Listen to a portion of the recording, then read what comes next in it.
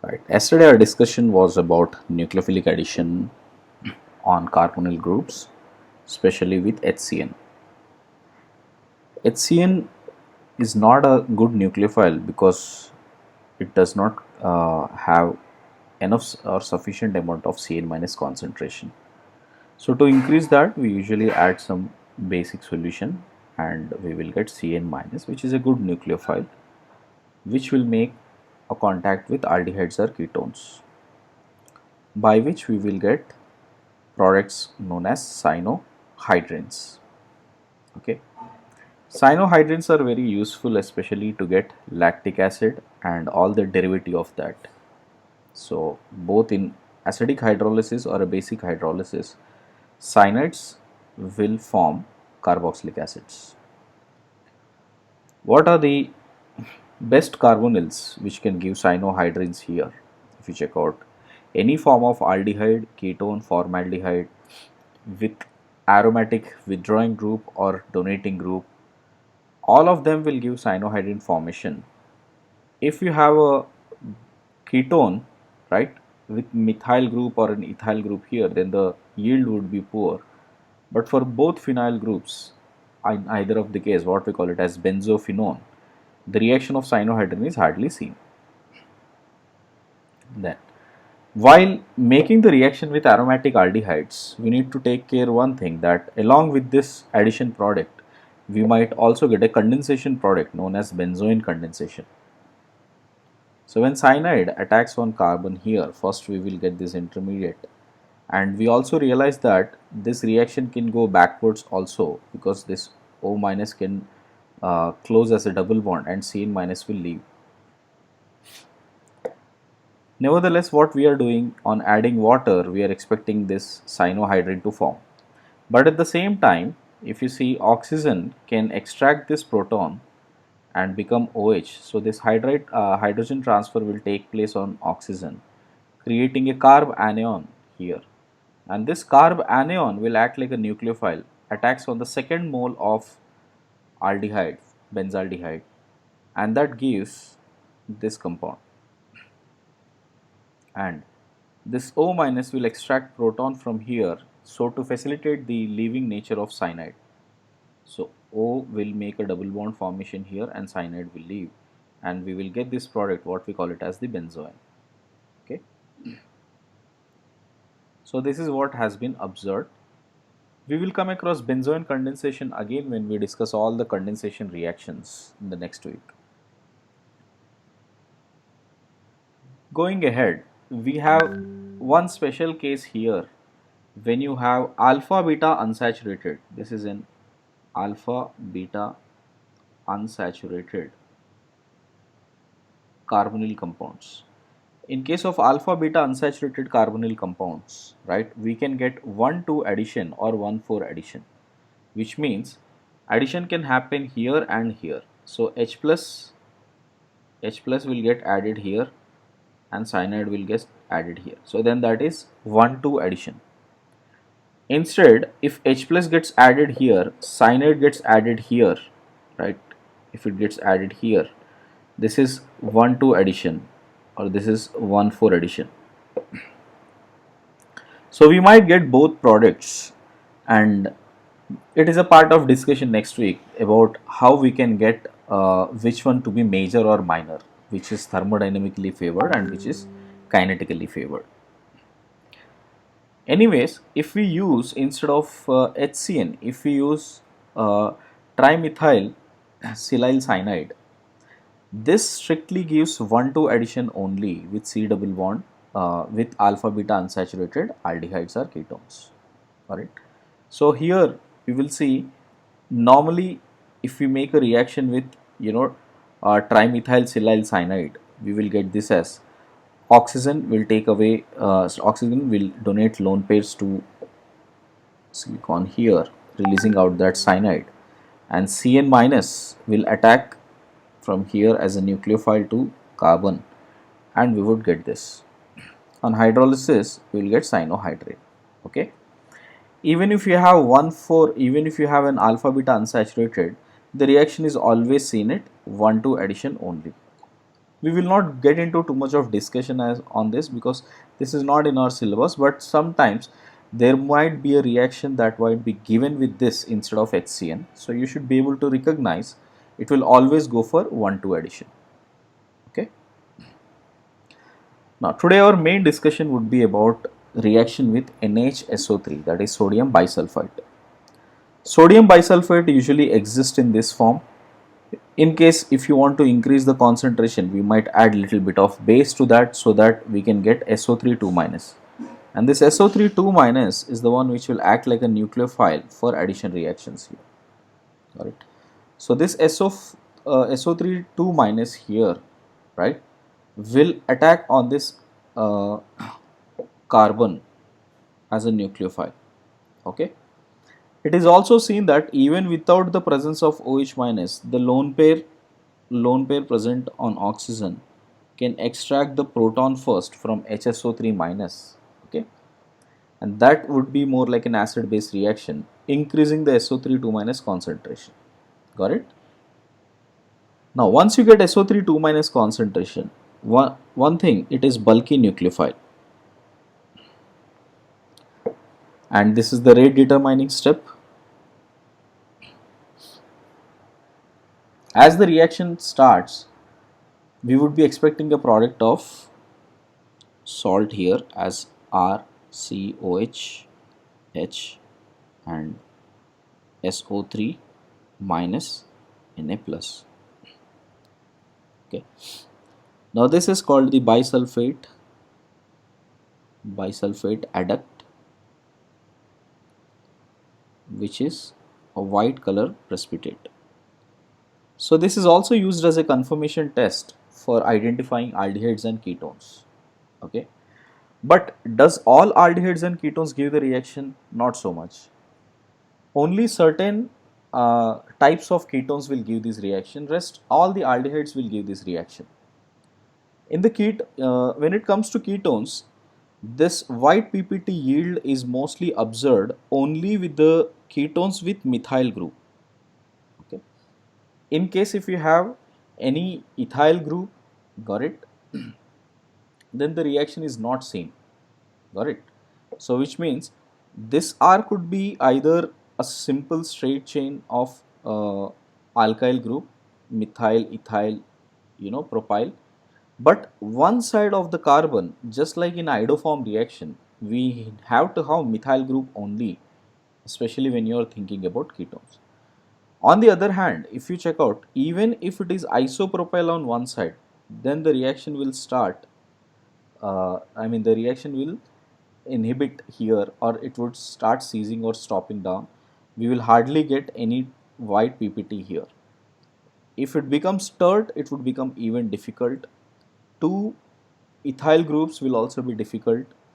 With phenyl present, although there is a methyl, see the exception here, although there is a methyl, the minute if you have phenyl here or tert butyl here, still it is not going to give this reaction.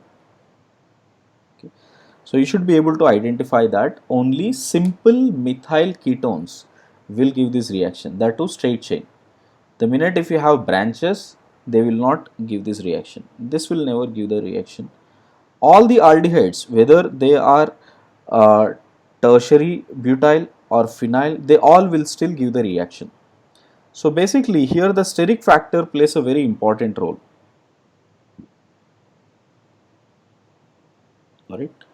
So aldehydes, are least steric compared to that of any ketone. So that's why they are giving this reaction very positively. I hope all of you got an idea about what is the bisulfate reaction. Now, bisulfate reaction will also be used as the purification or separation method for aldehydes and alcohols. Suppose if at all I have a mixture of aldehydes and alcohols. Let me take this as a mixture of an aldehyde and alcohols. Then I will treat that with NaHSO3, and in case if there is a white PPT, it is confirmed that it is a keto part, aldehyde part which has reacted. So which means it would be RCH, OH and SO3 minus Na plus. This Again on hydrolysis and bit of heating, we will get back this RC double bond OH. Okay, so this confirms that we are taking, we are reacting that with bisulfate to get this aldehyde back. The filtrate which is left has to be alcohol part of it. Right? So that way we will be using bisulfate for purification or separation of aldehydes and alcohols. I hope all of you understood that. So we studied so far two things. One is with HCN, one is with bisulfate. Both are nucleophilic addition. Now see the third nucleophilic addition reaction which we will see is the reaction with ammonium salts or ammonium group. Okay. All these ammonium derivatives, what we are expecting that they must have NH2 and Z could be any form. Now this Z could be a hydrogen, a OH or an R, a phenyl, okay, NH2 could be CONH2, right, sorry, CH2, CH2CONH2, anything like this. So with respect to all these derivatives, we would get always a solid crystalline form. We will always get a solid crystalline form. Let's see what would be the reaction here. When we take a liquid aldehyde or ketone,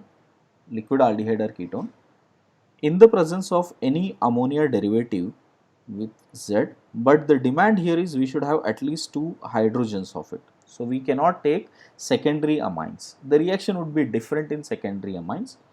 This is about primary amines or primary ammonium forms. And we would have to maintain the pH around 4.5 to 6. So in this range of pH, we would get R2C double bond N and Z plus H2, and this would be crystalline.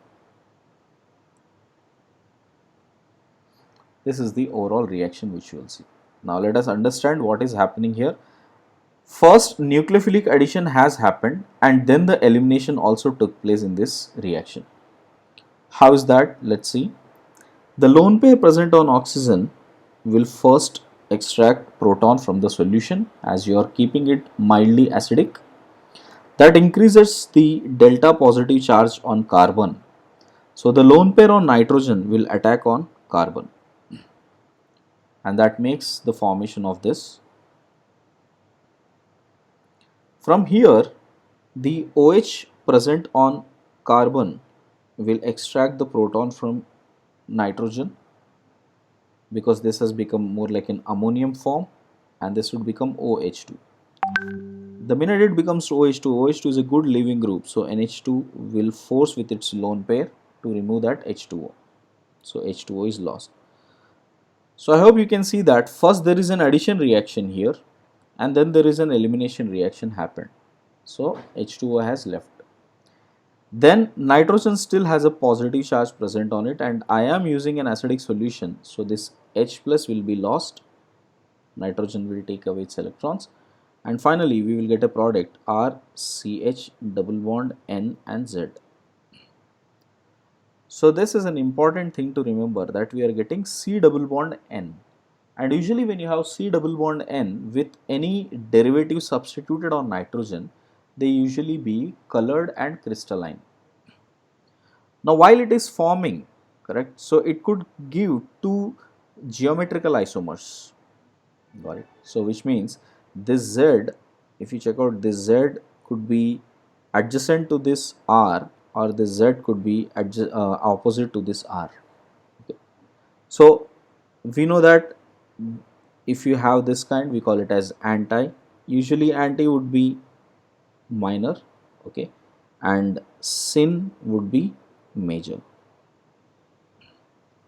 got it.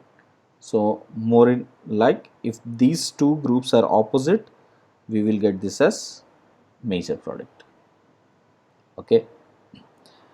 One thing you can see that this ammonia derivatives are the ones which are mainly used to detect the carbonyl group present, in any protein chain, uh, or any type of carbonyl compounds, we will be using that to detect the presence of carbonyl compound using this ammonia derivatives. Why? Because they always form this crystalline solids. Now this table is given in NCERT, so we will just revive the table and understand one by one what are the types of compounds, ammonia derivatives we are using, and what would be the product. Okay. For example, we'll start with the first one. This Z group, if at all it is OH, we call it as hydroxyl amine, right? NH2OH, the name is hydroxyl amine. And if you combine this NH2OH with this, okay, if you see the shortcut of this is what we are doing. We are doing this C double bond O, we have H2N with Z, which is giving C double bond N and Z, which means I am just taking this H2, taking this O, connecting out and removing that as water. So this is what is exactly happening in the overall reaction, just ensuring that pH is around 4 to 6. Okay, one thing, if you take pH very strong, if you take H plus at high concentration, okay, with around pH 1 or something, then this group is basic anyway, that itself will react. So it will happen something like this: ZNH2 will react with H plus and that itself will form ZNH3 plus. So we want to avoid this. So taking pH 1 is not a feasible solution for this type of product. Okay. Now coming to this, when we take hydroxyl amine, right? So this H2 as lost, we get a connection with carbon as C double bond N, OH with a lone pair. When you have C double bond N with a OH group, we call them as oxime. This family is called as oxime family. They are colored crystals always. All oximes are colored crystals. What kind of a color depends upon different alkyl groups what we are taking here. Next, if you have NH2, NH2, the name is hydrazine, you know that, and one of this side NH2 has been connected to this, so we will get this as C double bond NH2. See, every time we take the compound ine, that would become one. Okay. Any ine group here or zyne group here will become zone. Zyne will become zone or ine will become one. For example, if you take this is hydrazine with a phenyl substitute, we call it as phenyl hydrazine. So the lone pair from here will attack and that gets connected with C double bond N. So now this would become phenyl hydrazone. So you can see that ine has become on. Same way, this also 2,4-dinitro, check again, 2,4-dinitro phenyl hydrazine. In short, it is written as 2,4-DNP. And 2,4-DNP as a commonly known as Brady's reagent. And here also the lone pair present on this terminal carbon, which has two hydrogens present on it, and that is a minimum requirement for this reaction to happen. So that would give us C double bond N. Okay, and this is how we will see a colored precipitate is formed, crystal precipitate is formed, and this is 2,4-diphenyl hydrazine, which has become hydrazone. So this is 2,4-DNP hydrazone. They could have yellow, orange, red, light blue colors crystals. So out of all of these compounds, this gives sufficiently good amount of product. That's why this is used as the main confirmatory test for aldehydes and ketones. So if you want to confirm whether there is a presence of aldehyde or ketone, we always use 2,4-DNP test. Similarly, if you have any alkyl group, we call it as amine, right? So this is primary amine. So primary amine, when it attacks, you will get this as C double bond N and R. C double bond N with R. Usually all this C double bond N with R are unstable. Most of the time the reaction will be backward only. As we go down we will see those reactions. Got it? And this type of a form C double bond N with alkyl or hydrogen, they are called imine groups. Okay? And with alkyl groups they are also known as Schiff bases.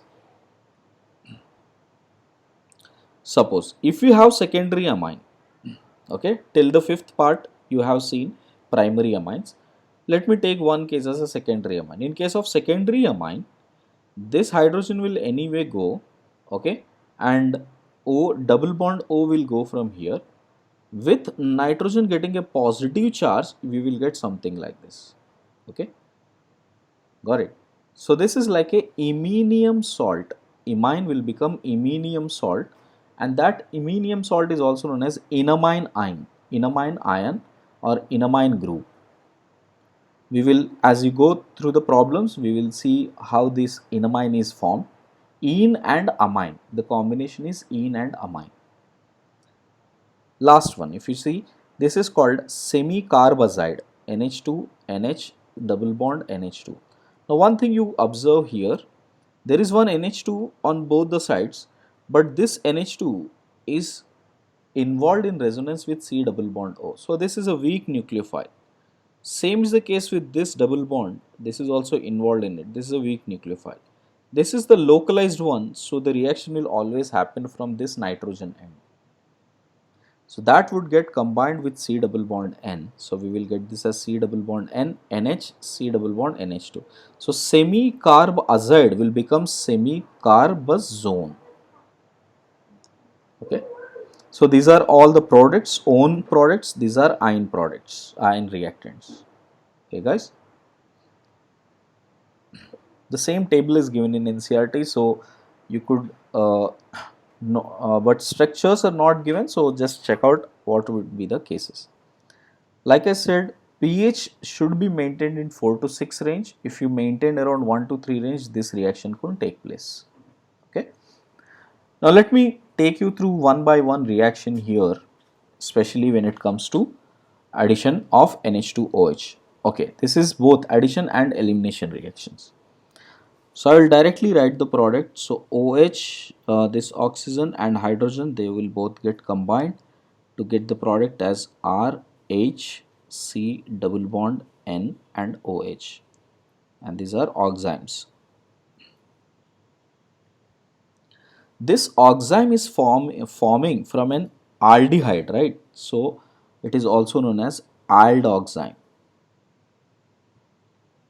Okay. So this family of compounds are called aldoximes. Suppose if you have same thing here with oxygen, hydrogen, both of them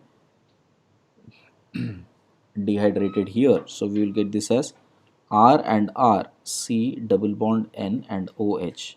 This type of oximes are called ketoximes. These are ketoximes. All aldoximes and ketoximes, they are white color crystals. Next, in case of hydrazine, if you check out hydrazine, how the product would be, same thing here, this H2 and O. So we would get this as CH3, CH3, C double bond NH2, C double bond N and NH2. Okay. If you take 2 moles of aldehydes or ketones, we can also observe that the second mole, right, with oxygen C double bond CH3 here, it can further get dehydrated this, and we will get 2 moles of this CH3, CH3, C double bond N, and with double bond C, CH3 and CH3. This will be the final product. Okay. On a similar lines, let me take one more example. If you have NH2 and NH2, right, with phthalimide, you know that this is phthalaldehyde, sorry, aldehyde. When you react that with thialdehyde, now first we would have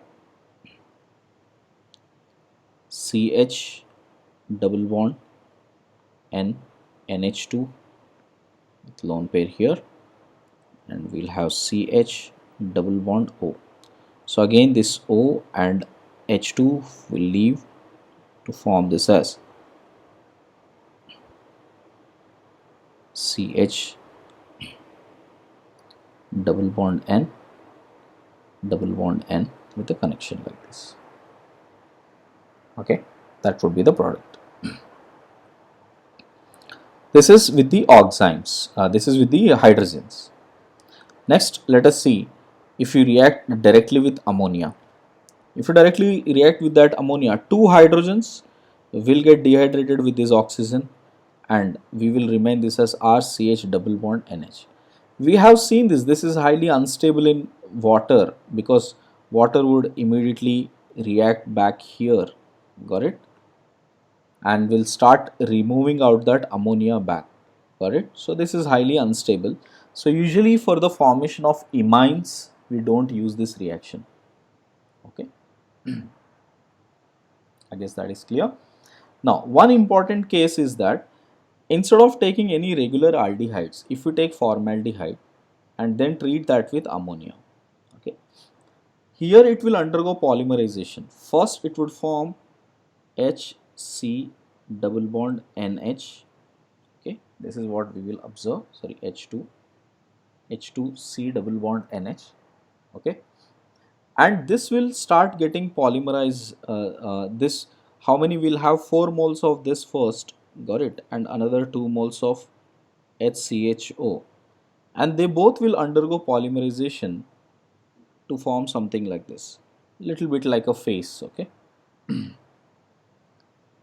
so we will have 4 nitrogens, and between every nitrogen there is an carbon group present, CH2 group present. So which means it is CH2 6 times and N4.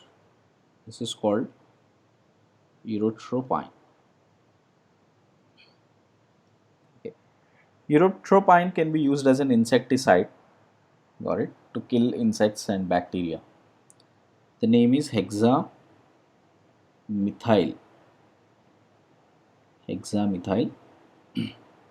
hexamethylene diamine. If you have reaction with RNH2, so this OH2 and this oxygen relieve, and we will get this as RCH double bond N and R.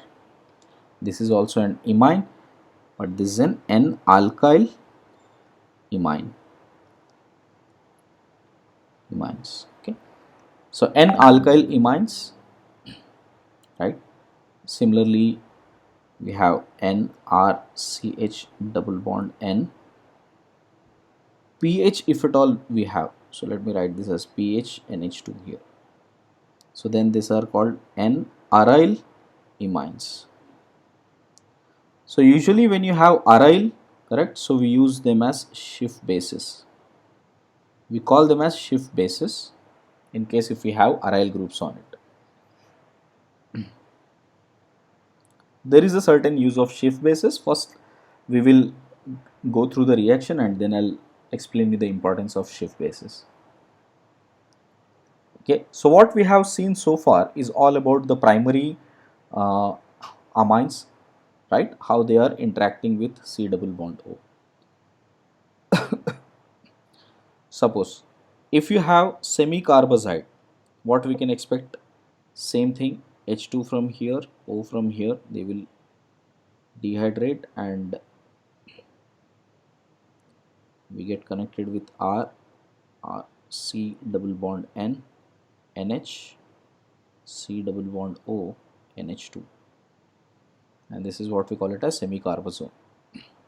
Next, if you have Brady's reagent, we have just seen that 2,4-DNP hydrazine.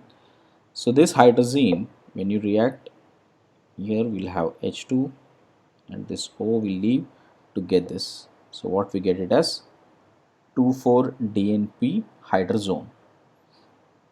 and that could be yellow, orange, red, blue color. So any colored crystals if you are getting in a mixture of different functional groups, we know there must be an aldehyde or ketone present in it. Okay, now let's start with secondary amines, how secondary amines react with the same aldehydes and ketones. See, in case of secondary amines, one thing I would want you to understand, first the shortcut. Suppose when you're reacting with secondary amine, make sure you write the enol form of it first. You'll get this as CH double bond CH and OH, right? And after you get the enol form, remove this OH and H as water, and that rest of all the connection is the same, which means you will have now as R CH double bond CH with N and two R groups connected to it. So what we have alpha beta unsaturated amine, right? And this is what we call it as imines. Got it? So it would have an ene and amine. So that's why it is called enamine. This is a short way of understanding. Wherever in the questions, this is again very frequently asked area for competitive exams. So for secondary amines, the best strategy is to always convert into enol form and remove water and do the connection. Now let's go through the mechanism. So let us say that this aldehyde or ketone what we are taking is first getting protonated. After protonation, delta positive on carbon would increase. So that's when the lone pair from nitrogen will attack on it, and we would get this group. So COH, NH, and the lone pair from oxygen here. So okay, let me show it here. The lone pair from oxygen will take away this H plus. We will get this as a better leaving group. So lone pair from nitrogen will support and push water out, and we will get this as RC double bond NH2 plus. I am writing this R here as some R dash R dash CH2. Okay, this same R I am writing that as R dash CH2. So the water from the solution will extract this proton, correct, and it will get carb anion formation, which will immediately become a double bond here, and this pi will shift. That's how we will get this as a double bond with N and R2. Okay. Usually it will have a slightly double bond, carb anion characteristics. So Hoffman type of products are most favorable, but it is not like 90% 10% like that. We may get 60-40 percentage. Got it? So if you were strictly been asked which is the major, then you will go for Hoffman kind. Okay. Next, if you see the stability overall, right, in aqueous solution, enamines are more stable here. So enamines, just now we got this as some R CH double bond CH NH2. Shift bases, we have learned that as R C double bond N with pH and H, right? Sorry, pH. And imines, you can have anything here, but here we will have NH. So if you see the stability in water here, enamines are more stable as compared to that of this, which makes sense because it is resonance stabilized. The lone pair here is resonance stabilized this way. Got it? Here this double bond is resonance stabilized but very weakly bonded there. Got it? Here it is not stable, it would immediately react with water and get back to formation of aldehydes. Okay. This is about how the secondary imines will react and form ene and amines known as enamines. Now enamines have special reactions here. One of the reaction is called Stokes enamine reaction. Stokes enamine reaction, got it? Which is the alpha alkyl substitution, which means at this position if we have to substitute some alpha group, alkyl groups, right, aryl or alkyl groups, then we use this Stokes-Enamine reaction. Got it? So what is expected to happen here? First, we will see that we have this group to react with secondary amine here, 2-degree amine. So again, what is the short way? I told you that always try to make this as an enol form. So we will get this as OH, and this OH and H can be relieved to form this, right guys? So what we got here is enamine.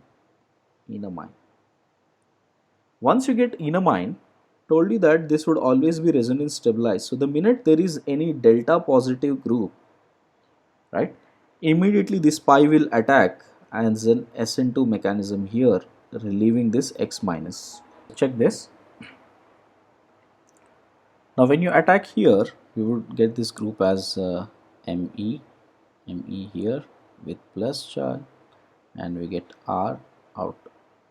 And now on hydrolysis, we know that on hydrolysis we will see C double bond N bond usually breaks, and we will get back the formation of double bond O with R, plus we will have Me, N, H and M.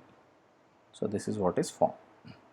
So what we have seen here is the formation of alpha substituted alkyl group here. Got it? So it would act like that nucleophilic site. So wherever an electrophilic site is there, it will attack there. Okay, this is called Stokes-Enamine reaction. The same can be done within intramolecular as well. So you can imagine what to do. So check out how many products are getting. I want you to do this question. Try out and get the products. How many products you are getting? Right. So check this. So this lone pair can attack on any of the ene forms. So I'll write both the ene forms here. So one is NHMe with this as the enol form. The other enol which I can get is NHMe with this side enol. So both sides we can get this enol form. So one product can have is this NMe with double bond. The other one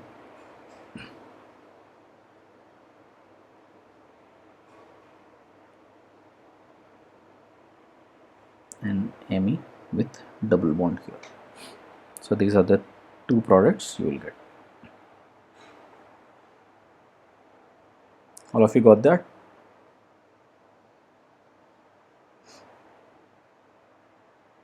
Try out these two also, like this question also. All right.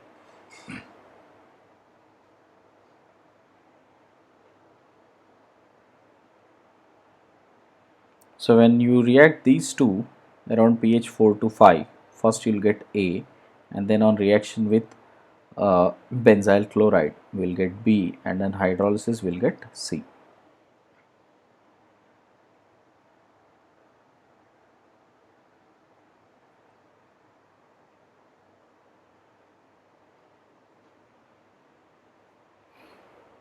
So while writing this enol, those who are getting, please try on your own. I hope all of you got that. So if you take any of this, you can check, because we can get those two geometrical isomers like this. I'm taking one of that, and on reaction with that, you know that the lone pair from here will support here, and this pi will attack on this, and Cl will leave.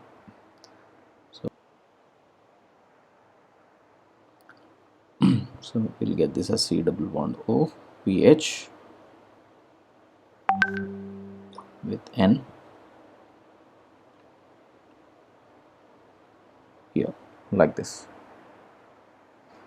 with double bond plus. And last, this is step, this is the compound B, and on hydrolysis you will get this as double bond O pH. Okay, sorry guys, I was on a call. I hope all of you got this.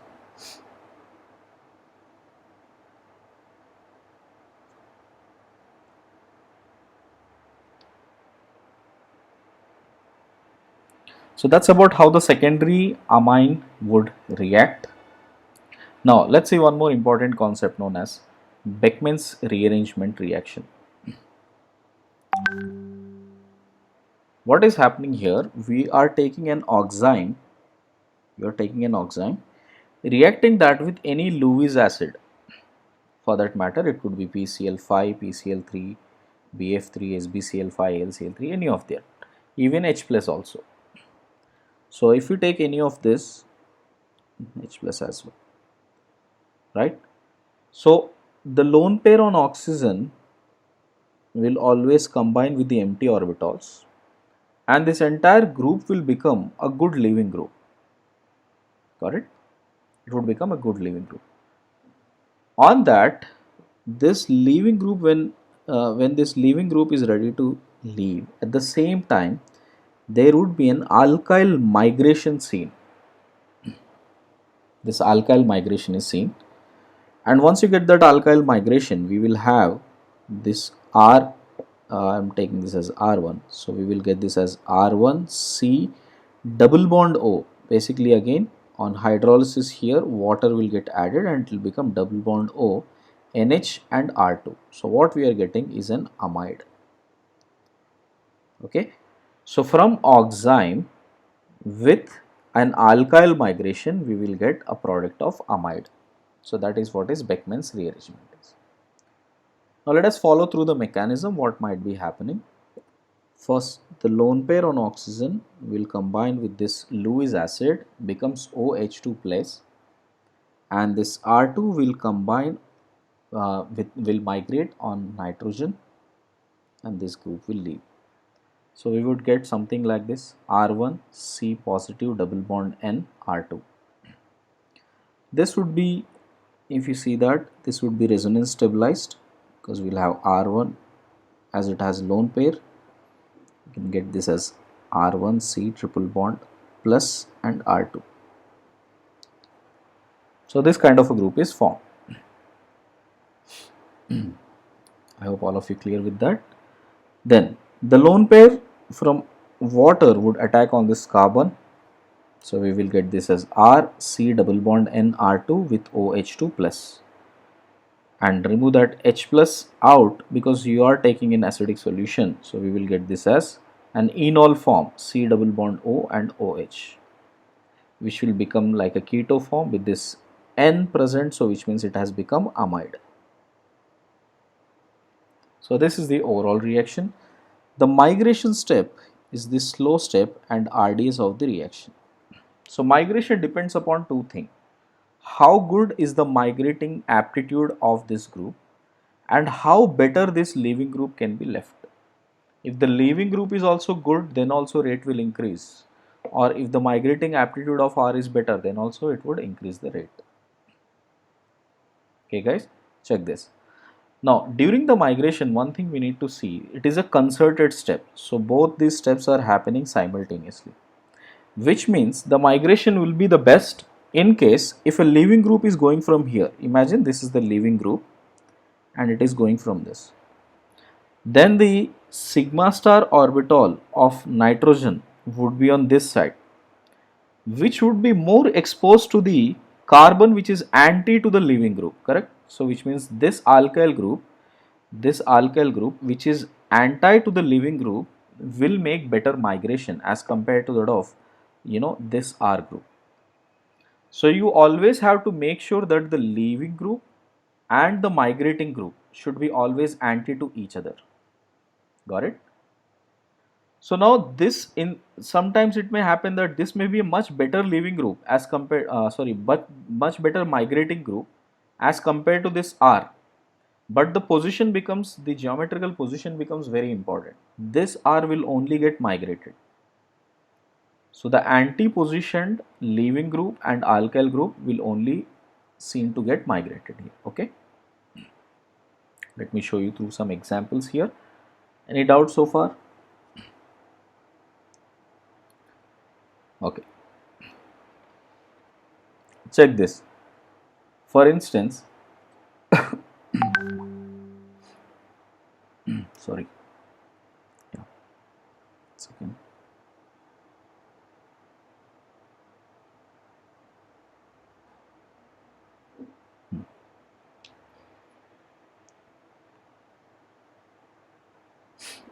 Suppose, in case if at all I have this keto form reacting with NH2OH, first thing we will do is an oxime formation. So we'll get this as double bond NOH is the oxime formation. In concentrated H2SO4, that means we have H plus present on it. So the lone pair on it will attack. And which is the opposite side of it? This is the opposite side. So this will migrate and this group will leave. And what we get here is this NH, NH with this 7-membered ring, double bond O. This is the amide which is formed. Cyclic amides which are formed, these are known caprolactams. Caprolactams. In fact, caprolactam is the monomer of nylon 6 polymer. Okay, it is the monomer of nylon 6 polymer. How does that happen here? Check out. If you have NH,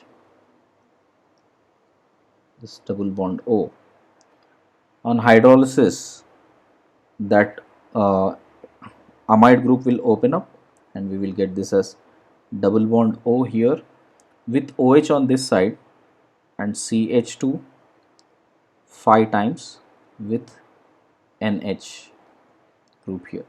So this side and this side, they will start combining with each other, and that's how we will get a polymer. So N times. So if I take N moles of this, so this will get polymerized on both the sides. And because there are 6 carbons involved, that's why it is called nylon 6. So this is the structure of nylon 6. Okay. So if at all it is not clear, sir, how it is happening, so imagine this way, like, you know, first we'll get this OH minus added here or H2O, anything depending upon what you are taking. In basic medium, reaction will be better. So first the OH minus get added here, correct, and this group will leave here and this will make a double bond formation. So we will get like an acid form here, COOH and NH2. This N minus will take H plus and ring will get opened up. So this way it will get open up and this H2O will be left. So OH from C double bond O and H from NH2 both will condense to get this bond formation, and that's how it will keep extending. Okay, so this is a good example of polymerization also. Hope all of you understood how the migration is happening. Now check out some cases where migration, in case of migration, we need to be slightly clear about. Suppose if we take aldoxymes. So in case of aldoxymes, we have hydrogen here on the opposite side. So what we are expecting? As usual, we are expecting that hydride might migrate here and OH2 will leave from here. Correct? Okay, but instead what you will see here now, first we will see C double bond N OH2 plus, and what we are expecting is that this hydrogen should migrate here, leaving this OH2. Okay. But instead of that, first you will see C double bond N with H2O being left here, leaving behind positive charge on this and negative charge here with H plus coming out. So H plus will come out of it, so that this will close the ring, as cyanide is a very stable bond, and it will become RC triple bond N. Okay. So what we will observe here in acidic medium, the H plus which has taken from here, this H plus will release out completely. So there won't be any complete migration happening in case of hydrogen. So whether it is anti, whether it is syn, okay, here OH and HI are anti to each other, here H and OR are syn to each other. In either of the case, you will see the same thing. Here don't expect that this R will migrate. As long as hydrogen is present, anion is the one which is favored. So we will get this as R CH, sorry, R C double bond N plus minus plus H plus, okay, after releasing out that water. So that's how we'll get this as R C triple bond N. So this is something important. You need to check what happens in aldoximes. Both in syn side or an anti side, only H plus will be released out. But in case if you have a ketoxime, so this is a ketoxime, and on the anti position, suppose if you check out, this is an anti position to this OH. So OH is here, this group is anti position. This anti position has two phenyl groups here, right? Two phenyl groups H, and this is how it is connected. This is how it is getting connected. Okay. So while migrating, what we are expecting is that this group will migrate here. This entire group with PCl5 will leave, right? And we might be expecting some product like PH2CH, you know, NH, C double bond O, CH. This is expected product, but usually you don't see this product coming. Why? Again, the reason here is when it comes to this group, it can become a very stable carbocation. So instead of migrating actually, so this bond will break and it will become a carb anion and this group will leave.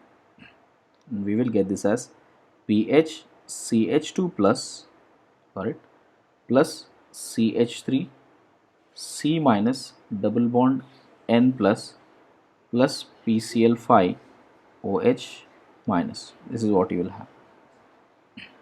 Got it? Well, this PCl5OH eventually will become POCl3 and HCl, right? Okay.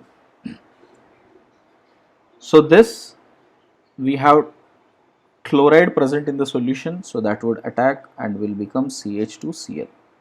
So we will get these two products. So we will get this as the cyanide product CH3 C triple bond N. Got it? So whenever you come across these cases, only in this type of cases you have to be careful.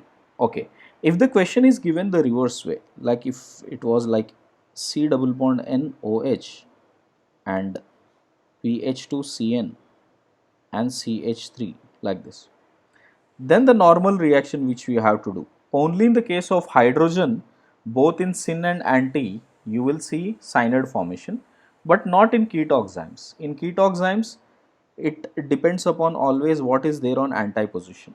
So now this reaction will happen the way Beckmann's rearrangement is expected to happen.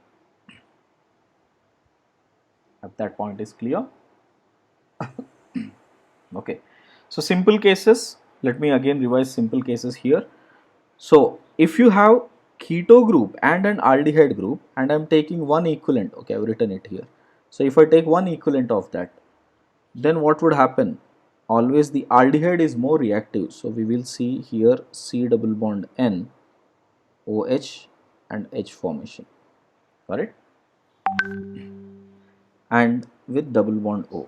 Now suppose if at all we are using this H plus here, then one of the group will migrate which is anti towards this OH and further reaction will take place. Got it? Same way, suppose if you have NH2 reaction with this, first what we do, we'll make sure first we will have zone cases. We'll have PH CH3 C double bond N NH2. This is what is formed. Now while forming about this, remember NH2 could attack, right, while it is attacking here, I mean while it is forming C double bond N formation, it could get two products here. So PH CH3 C double bond N with a lone pair and NH2. So both these products are equally probable. Got it? uh, no, sorry, both these products can be formed, out of which you have to check out which is more stable product. Got it? And that would be the thermodynamically major product. Now, in case if you have this oxime to be reacted with any of this group here,